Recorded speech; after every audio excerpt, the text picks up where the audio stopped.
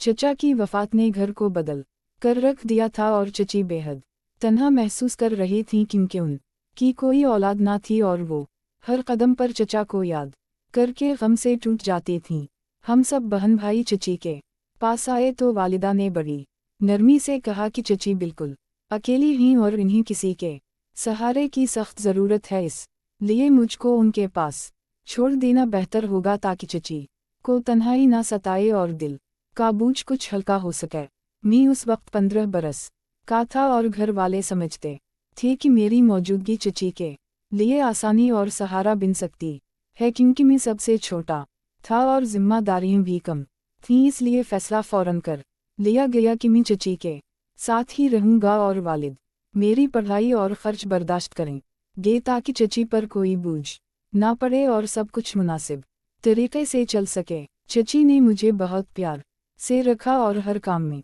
मेरी मदद भी चाहत और नरमी से लेती थीं और मैं भी उनके साथ घर के छोटे मोटे कामों में हाथ बटाता रहता था क्योंकि मुझे महसूस होता था कि वो चचा की कमी के बाइस अंदर से बहुत कमज़ोर और बेसहारा हो चुकी हैं, इसलिए उनको बातें करना अच्छा लगता था और मैं भी उनकी दिलजोई करता रहता था ताकि घर का माहौल कुछ बेहतर रहे और उनके दिल से गम का बोझ आहिस्ता आहिस्ता कम होता जाए। घर में 4-5 कमरे थे मगर चची ने मुझे कहा कि मैं उनके कमरे में सो जाया करूं क्योंकि इन्हीं तन्हाई में घबराहट और बेचैनी होती है, और मैंने उनकी बात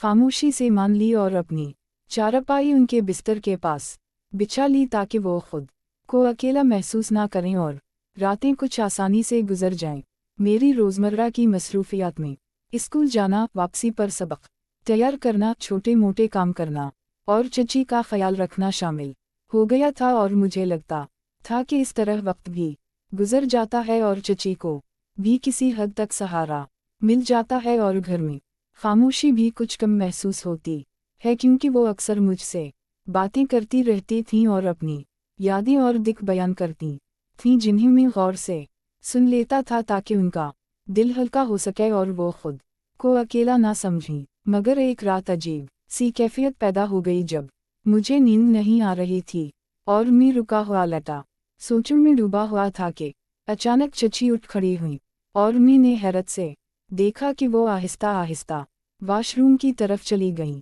और चंद लम्हों बाद वापस आईं तो कपकपाते हुए बिस्तर पर लेट गईं और रजाई ओढ़कर खामोशी से आंखें बंद कर लीं जैसे अंदर कोई गहरी थकन या घबराहट छपी हो जिसका इजहार वो नहीं कर पा रही थी, लेकिन उनके अंदाज में अजीब बेचैनी महसूस हो रही थी जिस ने मुझे भी परेशान कर दी था। और मैं सोचता रहा कि आखिर इन्हें क्या हवा जिसने इन्हें यूं बेकरार कर दी था। हालांकि मौसम भी सख्त सर्द था और इस वक्त नहाना या बाहर जाना आम बात नहीं लगती थी, लेकिन मैंने खामोश रहना ही बेहतर समझा और आंखें बंद करके सोने की कोशिश करता रहा ताकि इन्हें महसूस ना हो कि मैं जाग रहा हूँ या कुछ सोच रहा हूँ जो इन्हें मजीद परेशान कर दे। सुबह मैंने हिम्मत करके चची से पूछा कि वो रात को क्यों जाग उठी थीं और इतनी सर्द रात में वॉशरूम जाने की क्या ज़रूरत पड़ी थी, क्योंकि मैं वाकई उनकी फ़िक्र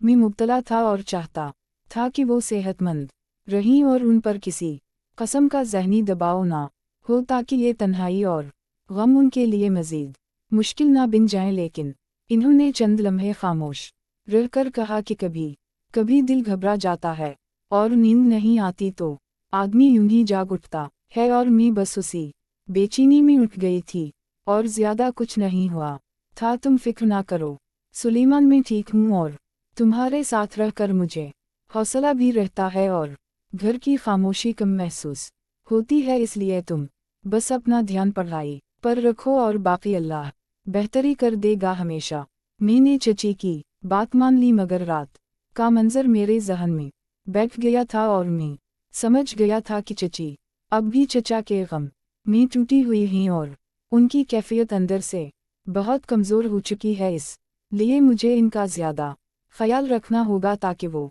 आहिस्ता आहिस्ता खुद को संभाल सकें और घर की तन्हाई इन्हें मज़ीद नुकसान ना पहुंचाए।